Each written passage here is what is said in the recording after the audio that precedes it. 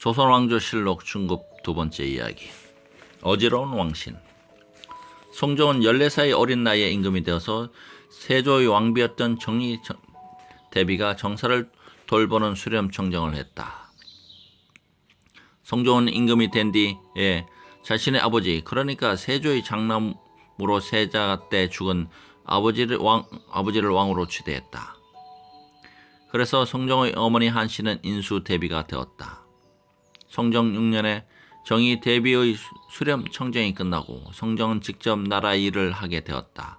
한편 성종은 처음에 한 명의 딸을 왕비로 맞아들였지만 아들을 낳지 못하고 19세에 죽었다.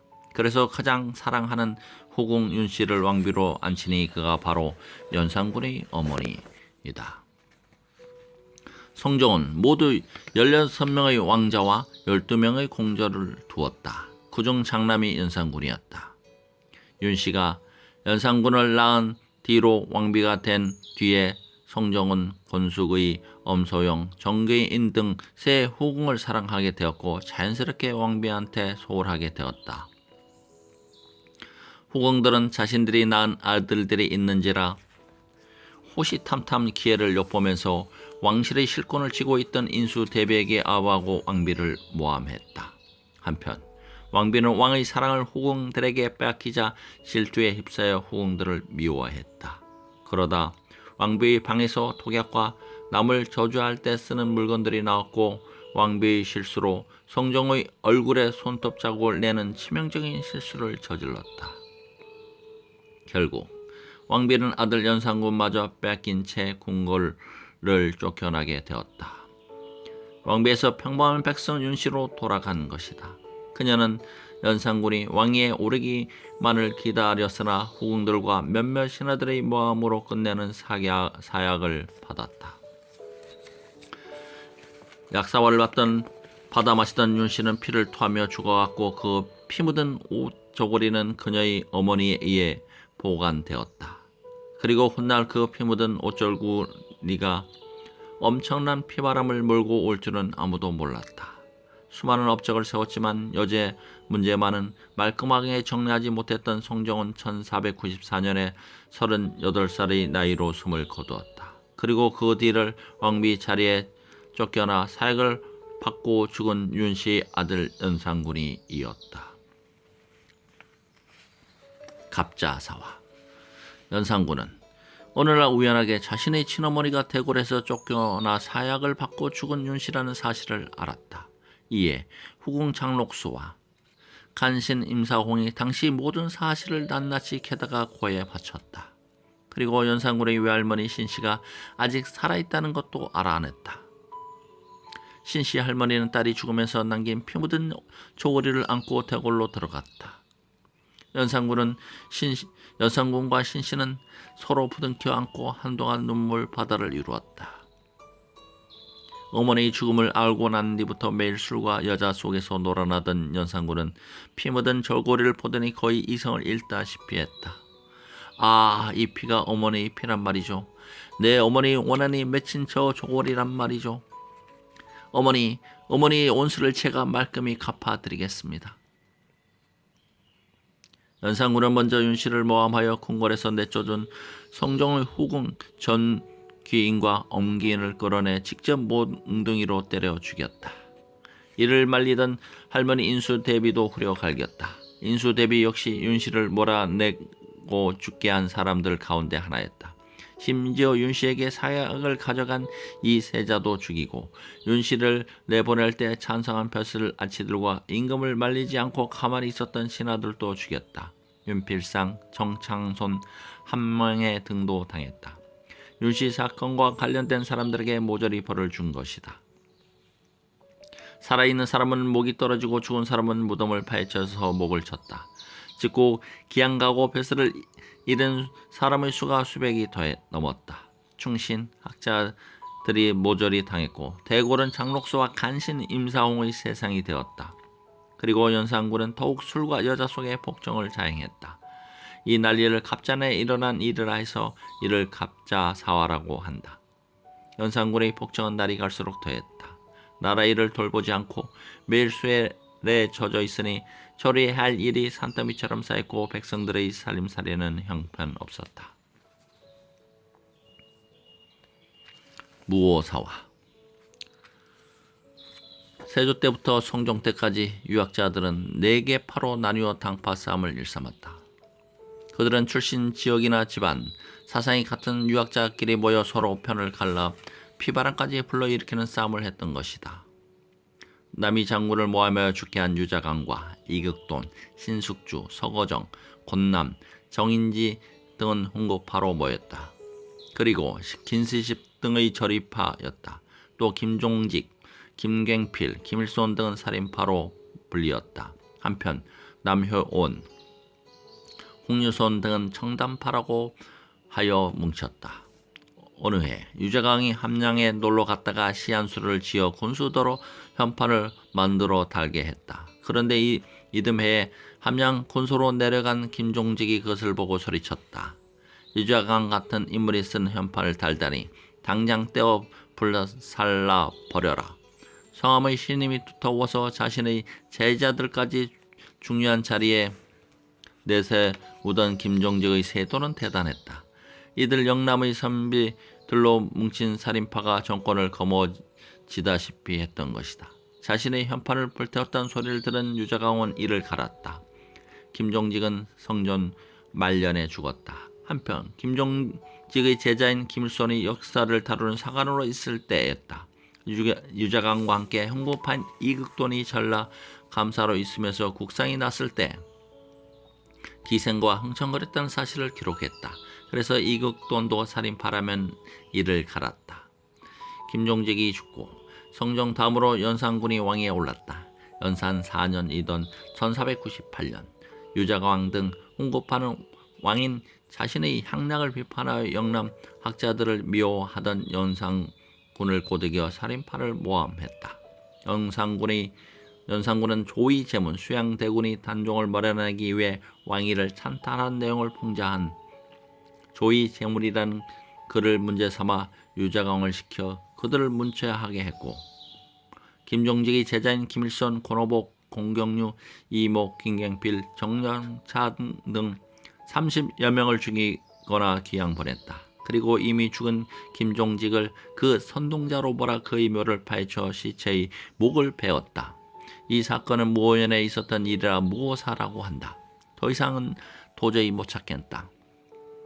전 경기 관찰사 박원종, 이조 참파 성희안 등이 칼을 들고 일어났다. 그들은 정연 대비와 인수 대비의 허락까지 은밀히 받아두었다. 연산 12년이던 1506년 9월 1일 박원종이 반정군을 이끌고 나섰다. 십수년 동안 숨도 크게 못 쉬면서 연산군이 폭정에 시달려온 백성들이 박수를 치면서 반정군을 환영했다. 반정군은 기세 등등하게 경복궁으로 밀고 갔다.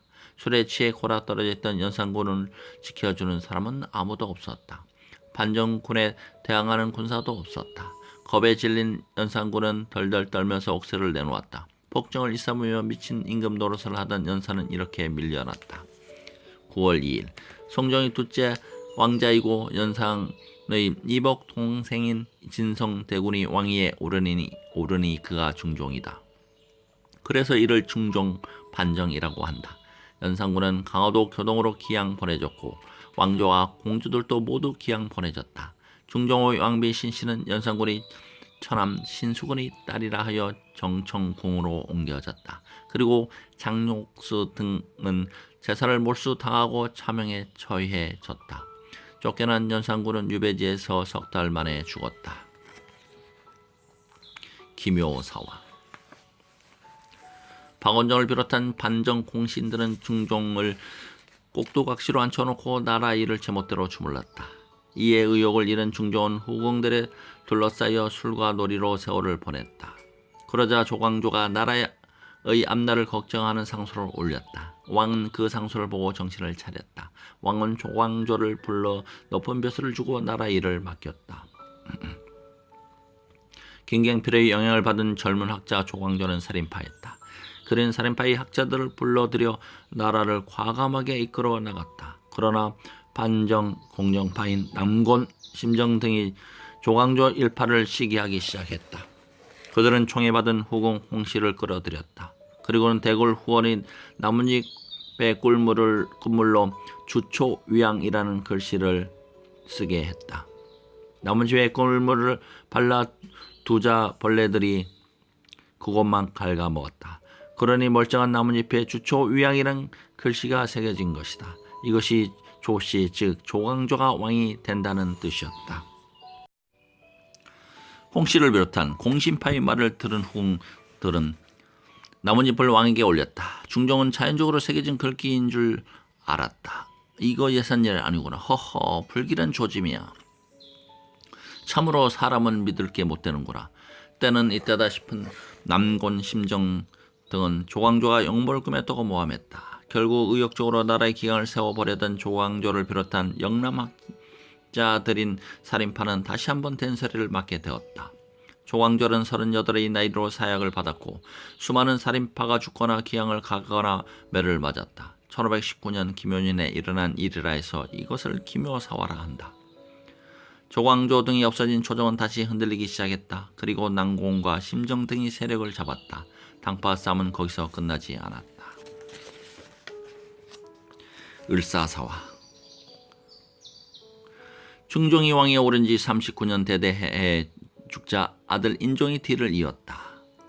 인종은 장경왕후 융씨의 소생으로 장경왕후는 인종을 낳고 곧 죽었다. 이때부터 인종의 외삼촌인 윤임이 권력을 잡았다. 조정은 윤임파의 세상이었다.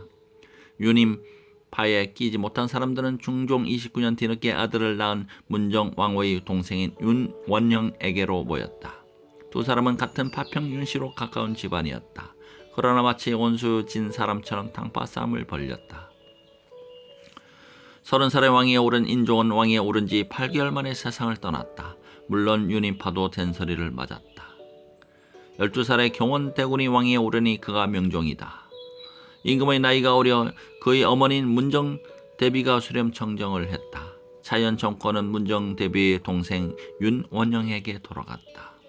사람들은 윤임파를 큰 윤인 대윤이라 했고 윤원영파를 작은 윤인 소윤이라고 불렀다.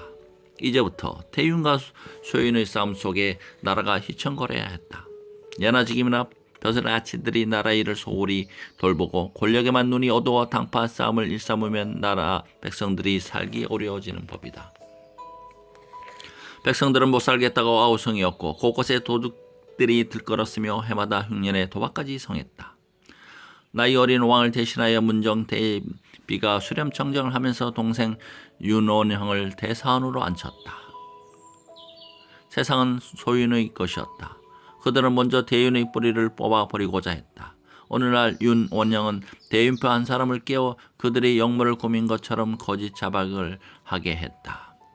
그는 윤임 일당이 거사 일을 잡고 새 임금을 추대할 준비를 마쳤다고 거짓 자백을 했다.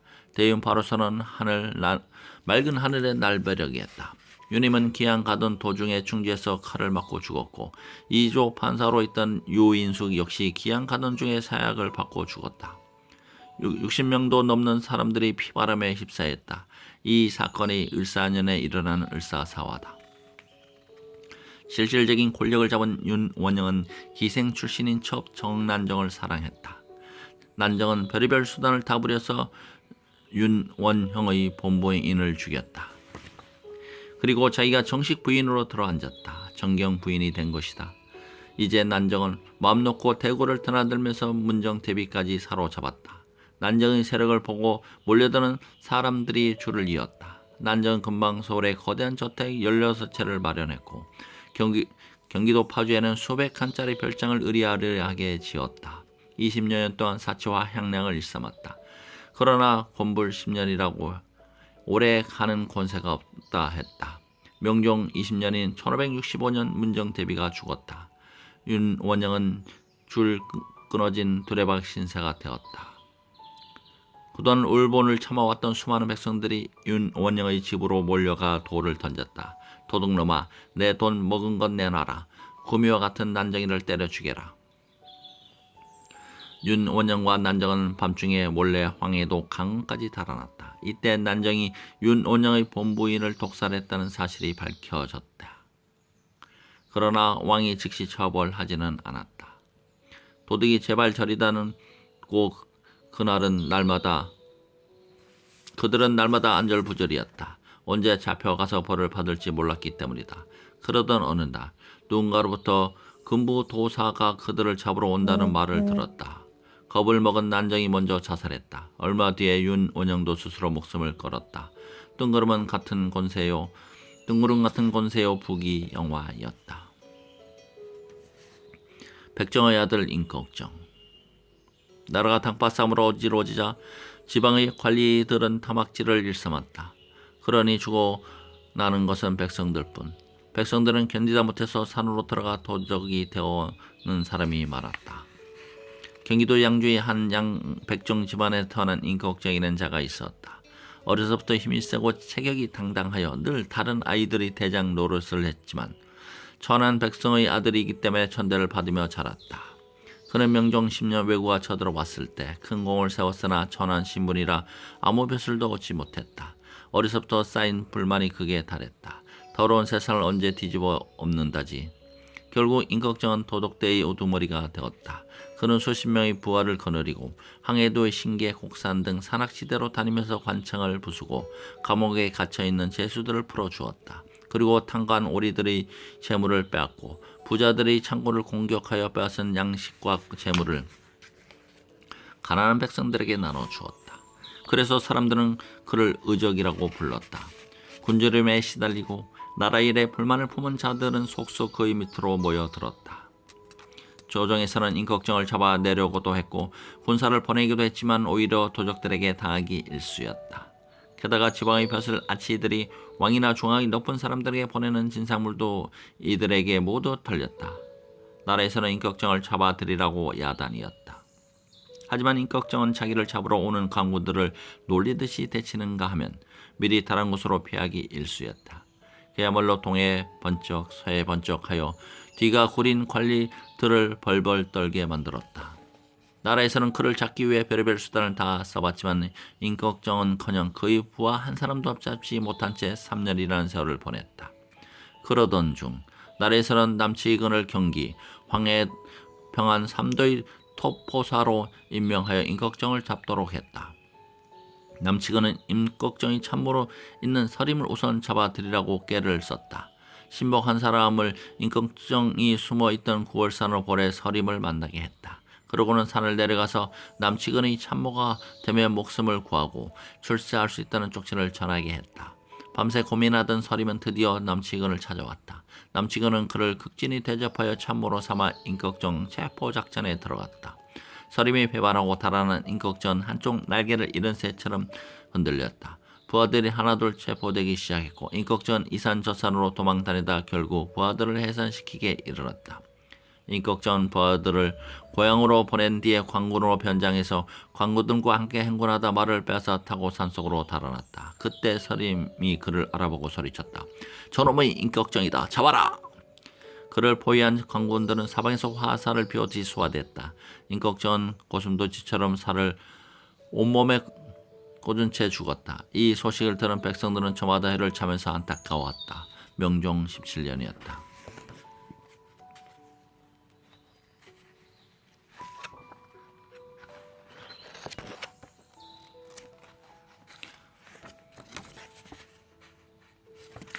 인조 반정. 임진왜란 중에 남인과 북인으로 나뉘어 당파싸움이 벌어졌다. 이때는 남인의 대표격인 유성령이 권력을 휘어잡고 있었다. 그러더니 전쟁 뒤에는 북인이 다시 소북과 대북으로 나뉘었고 실권을 소북이 잡았다. 유성령이 607년에 죽은 것이다. 608년 손조가 죽자 후공의 몸에서 태어난 광해군이 우여곡절 끝에 왕이 되었다. 정실왕비인 임목대비에게는 나이 어린 영창대군이 있었고 광해군의 위로도 형인 임해군이 있었다. 소북인 유영경일파는 영창대군파였고 대북인 이첨, 정인홍 등은 광해군의 신임을 받고 있었다.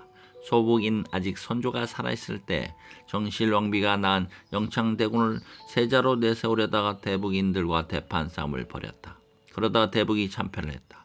소북인들이 광해군을 해치려고 한다고 모함하던 대북인 이첨, 정인홍 등이 기항을 갔다. 선조가 죽고 광해군이 왕위에 오르자 이제 대북인의 세상이 되었다. 대북파는 소북파의 유영경, 기자현 등과 일당 수십 명을 내쫓았다. 그리고 임해군을 없애야 한다고 광해군을 다그쳤다. 내가 어찌 형님을 죽일 수 있단 말이오. 그러나 대북 일파의 끈질긴 요구에 결국 임해군을 강화도 교동으로 기양 보냈다가 죽이고 말았다. 그리고 다시 박응설, 쇠행갑, 심유영 등이 영창대군을 왕으로 초대하여 영모를 꾸몄다는 음모를 꾸며 영창대군을 기양 보냈다가 후에 죽이고 말았다. 그리고 영창대군의 외할아버지인 김재남도 죽였다. 7년간의 임진왜란에 시달리고 이제는 탕파쌈에 시달린 백성들은 살맛이 안 났다. 부지런히 일하고 열심히 공부하는 분위기가 사라져버렸다. 벼슬도 돈을 마구 사고 팔았다. 대북인들이 세력을 잡고 있으니 서인이든 이기, 김자점 등은 꼼짝을 못했다. 10여년간 눌러 살던 이들이 비밀리에 들고 일어났다. 광해군 15년인 1623년 서인 일파는 광해군의 아우인 능양군을 내세워 대고를 들이쳤다. 반정이 성공하여 능양군이 왕위에 오르니 그가 인조다. 그래서 이 반정을 인조반정이라 한다. 광해군은 제주도로 기양 갔다가 67세의 나이로 세상을 떠났다. 이괄의 일은 반정에 성공한 서인들은 세상의 손에게 틀어지고 벼슬을 나눠 갖기 시작했다. 그런데 유난히 이괄에게만 낮은 벼슬이 주어졌다. 한성 판윤을 주다니 나중에는 평안 병사로 내보내 버리는 것이었다. 나한테 병조 판사를 준다더니 바깥으로 내쫓아? 불만을 품고 있던 이괄이 동조자를 모아 들고 일어났다. 나라에서는 급히 관군을 동원하여 이괄을 막으려고 했다. 그러나 성난 이괄의 군대는 서울로 마구 들고 들어왔다. 2월 8일에 벽제에 닿았다. 왕은 공주로 달아났다. 이괄은 의기양양하여 서울에 들어섰고 백성들은 모두 나가 그를 환영했다. 이괄은 흥안군을 찾아 왕에게 내세웠다. 이괄을 따는 자들과 북인들이 높은 자리를 맡았다. 그러나 다음날 광군이 새파랗게 몰려왔다. 광군은 인왕상 줄기인 길마자 위에 올라서서 진을 쳤다. 저까지 헛개비 같은 광군 들쯤이 아침 식전에 해치워 버리겠다. 큰소리를 치고 나간 이관은 광군을 올려다 보면서 들이치며 올라갔다. 그러나 광군의 지형상 유리한 고지에 내려치는 이관은 아주 불리했다. 한양 백성들은 이 한심한 싸움을 구경하면서 야유를 보냈다. 밀고 밀리던 싸움이 점차 광군에게 유리하게 진행되어 갔다. 그러더니 급기야 이괄은 화를 맞았다. 식전에 광군을 무찌르겠다는 이괄의 군대는 허겁지겁 달아났다. 광군은 달아나는 이괄은 내버려 두고 우선 댁을부터 장악했다. 수금으로 탈출한 이괄은 삼정도 송파를 거쳐 광주로 가서 광주 목사를 죽이고 경안역을 지나 이천에 이르렀다. 그러나 다음날 그의 부하 기익헌 이수백이 그를 베고 말았다. 허무한 3일 천하였다.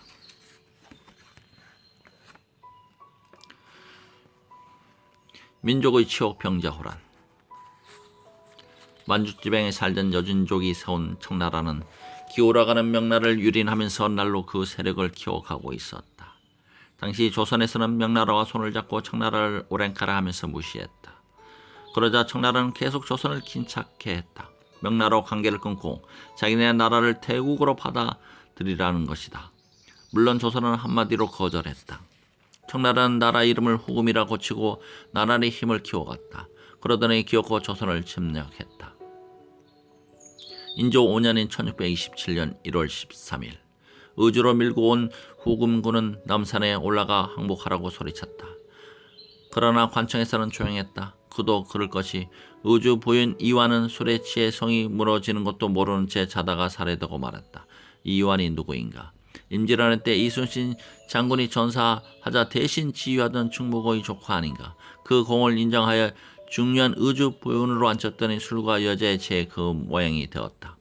적군은 아무 저항도 받지 않고 밀고 내려왔다. 벼슬 아치들은 벌벌 떨면서 달아나가라 항복했다.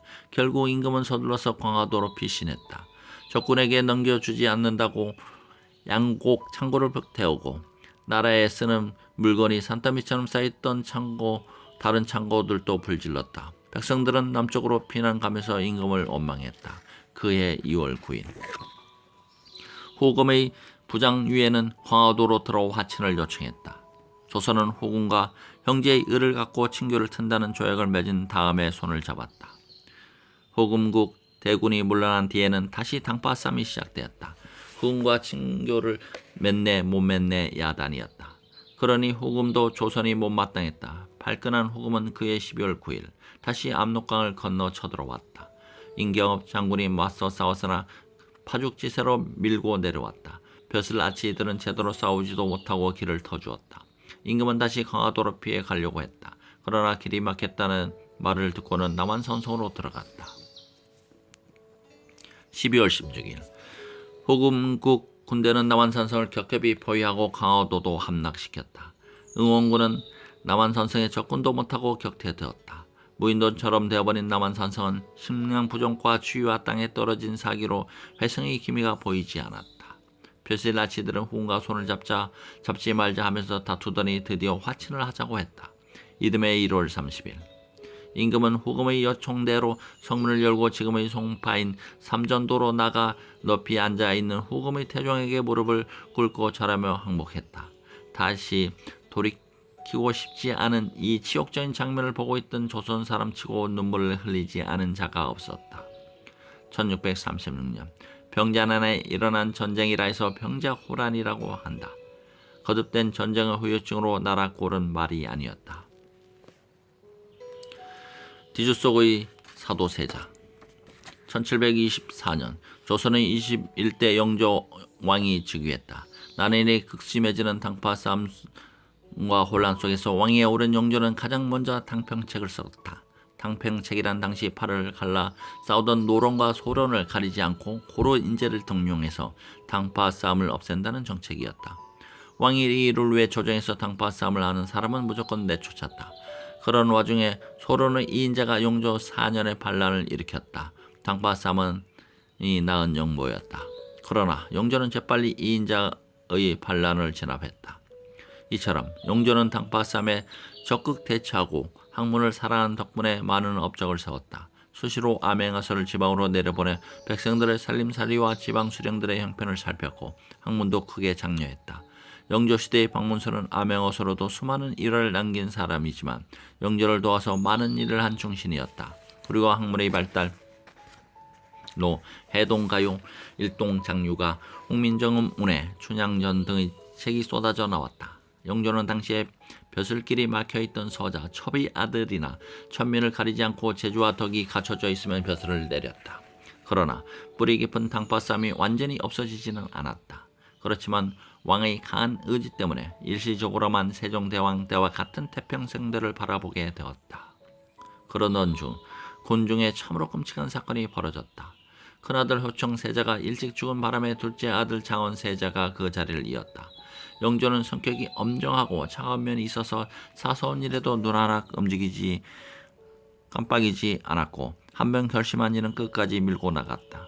세자로 제평된 장원 세자는 연극하여 한 번 이치에 맞지 않은 것이라 여기면 설사 왕이라 할지라도 그 사실을 꼬치꼬치 캐묻는 습관이 있었다. 한편 영조는 그렇게 따지고 드는 아들을 불쾌하게 여기고 그 감정이 쌓여 서로 멀리하게 이르렀다. 한번 눈에 벗어난 세자는 자꾸만 미운 꼴로 비춰졌다. 세자도 자꾸만 자기를 믿게 보는 아버지의 시선에 지쳐 비뚤어지게 되었다. 학문을 게을리하고 궁녀나 내시를 함부로 죽이는가 하면 기생들과 놀아났다. 게다가 못된 무리들과 어울리며 몰래 대궐을 빠져나가 경치 좋은 곳으로 놀러 다니고 술과 여자를 가까이 하기도 했다. 영조의 눈초리가 점점 날카로워졌다. 그러던 중에 세자가 관서지방에 놀러 가서 놀고 왔다는 사실, 평양 기생을 대궐에 몰래 숨겨놓고 은밀히 만났다는 사실이 영조의 귀에 들어갔다. 게다가 나경원이 세자의 잘못 10가지나 덜쳐내 상소를 올릴 때였다. 더 이상 참을 수 없다. 여봐라. 세자를 폐하여 서인으로 하고 뒤주 속에 가둬버려라. 영조 38년 5월 13일이었다. 세자는 뒤주 속에 갇혀 달려 살려달라고 애원하면서 굶어 죽었다. 세자가 죽자 영조는 세자가 죽자 영조는 자신과 세자 사이가 당파가리 정권 다툼 때문에 벌어진 것을 알고 회하며 사도라는 시호를 내리니 그가 바로 사도 세자이다. 천주교의 탄압. 조선 역사상 가장 오랜 기간인 52년 동안 왕에 있던 영조가 죽자 사도 세자의 아들이 1776년 왕위에 오르니 그가 정조다. 정조는 임금이 되자마자 아버지 사도 세자를 뒤줄 속에 가두어 죽게 한 문수권, 문성국, 정후겸, 홍인환, 김상로 등을 모조리 처형했다. 그러자 홍수래의 아들 홍승범이 정조의 동생 은정군을 내서 반란을 일으켰다. 그러나 실패하여 모조리 죽거나 기양을 갔다.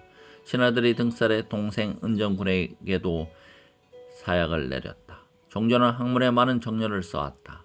당시는 학문은 이론을 앞세운 학문보다는 실생활에 도움을 주는 실학이 중심이었다.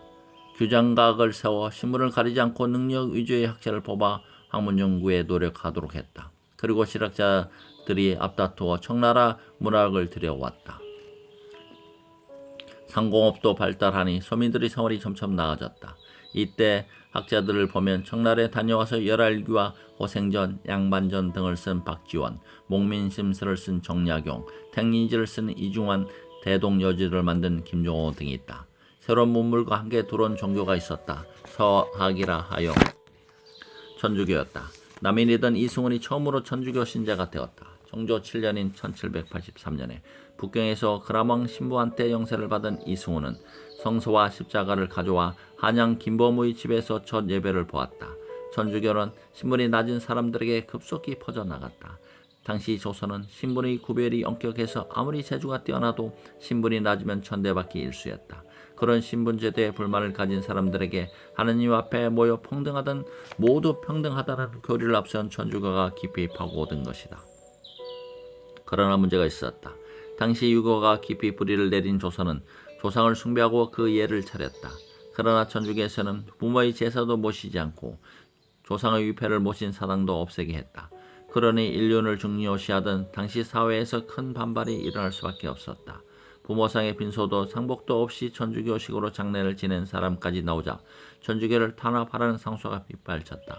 종조는 이승훈의 벼슬을 빼앗고 제사를 지내지 않는 윤지충 곤상현에게 사형을 내렸다.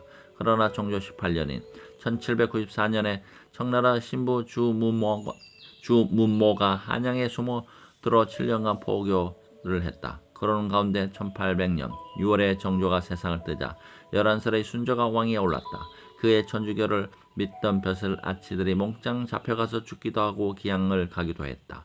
포교 활동을 하던 주문모 신부는 신도들이 잡혀가 고통당한 것을 보다 못해 자수를 했다. 신도들은 죄가 없으니 혼자 벌을 받고자 했으나 천주교 신자 300여 명이 새남터의 이슬로 사라졌다. 이상으로 조선왕조 실록 중급 2편을 마치도록 하겠습니다. 대단히 감사합니다.